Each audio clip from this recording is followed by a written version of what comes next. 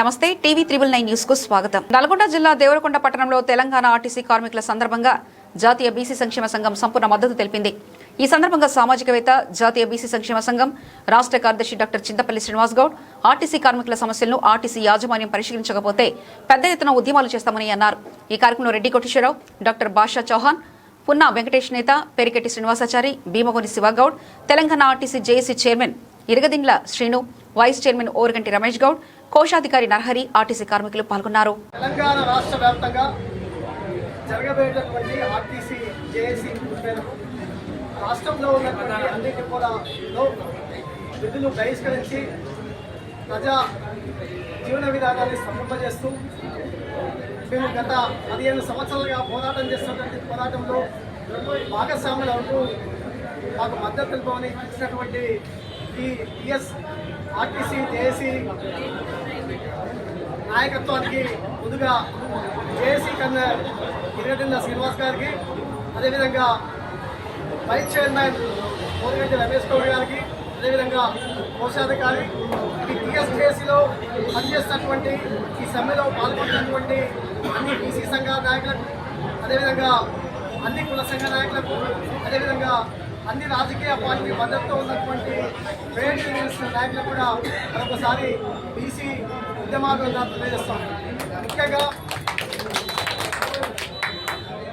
నా పేరు అందరూ తెలుసుకోవచ్చు కూడా, నా పేరు డాక్టర్ చింతపల్లి శ్రీనివాస్ గౌడ్, బీసీ సంక్షేమ సంఘం రాష్ట్ర కార్యదర్శి, మరి ఎంపీ ఆర్కృష్ణ గారి ప్యానెల్లో పనిచేస్తాం మేము. అదేవిధంగా దేవకొండ కాన్స్టిట్యున్సీ ఇన్ఛార్జ్. ఇక్కడ నేను ఆర్టీసీ కార్మికులు పడేటటువంటి సమస్యలు నాడు తెలంగాణ రాష్ట్రం రాకముందుకు సకల జన సమ్మెల కానించి మొదలుపెట్టుకుంటే ఇప్పటి వరకు మీరు అడిగినటువంటి సమస్యలు ఏవి కూడా గుంటమ్మ కోరిక అయినప్పటికీ తెలంగాణ రాష్ట్రం వస్తే మా జీవితాలు బాగుపడతాయని ఈ రాష్ట్రంలో ఉన్నటువంటి సకల జనులు, సకల ఉద్యోగస్తులు అందరూ కూడా రోడ్డుకి సకల జనుల సమ్మెలో మరి తన జీతాలు కూడా పోగొట్టుకొని మరి ఎండనక వాననక అనేక కార్యక్రమాల్లో ఉండి పోరాటం చేసి తెలంగాణ రాష్ట్రం సాధించుకున్న తర్వాత అప్పటి ముఖ్యమంత్రి కల్వకుంట్ల చంద్రశేఖరరావు గారు మరి యూనియన్లతో ముందుకు వచ్చినటువంటి ఈ ఆర్టీసీ సంస్థ కార్మికులు ఐక్యం కావద్దు, కార్మికులు ఐక్యమైతే మరి యాజమాన్యాలను హక్కులు అడిగేటటువంటి అవకాశం ఉంది కాబట్టి ఈ కార్మికులు ఐక్యం కావద్దని ఉద్దేశంతో యూనియన్లను పెట్టేసినటువంటి దుస్థితి ఈ తెలంగాణ రాష్ట్రం ఏర్పడిన తర్వాత కనిపించింది. తర్వాత మరి మీకు పిఆర్ ఇస్తాము, అవుట్ సోర్సింగ్, కాంట్రాక్ట్ ఉద్యోగులను పర్మనెంట్ చేస్తాము, మీకు కావాల్సినటువంటి బెనిఫిట్స్ అని అవి అందిస్తామనే ఉద్దేశంతో ఆనాడు కల్వకుంట్ల చంద్రశేఖరరావు గారు తెలియవచ్చిండు. తర్వాత ఆ ప్రభుత్వం మోసం చేసింది కాబట్టి మేము ఖచ్చితంగా మరి ఎలక్ట్రిసిటీ బోర్డును తీసుకుంటే ఆర్టీజన్స్ నిన్నగాక మొన్న దాదాపు ఒక 15 నుంచి 20 రోజులు సమ్మె చేశారు. ఆర్టీజన్ కార్మికుల యొక్క సమస్యలు కూడా చాలా సమస్యలు ఉన్నాయి.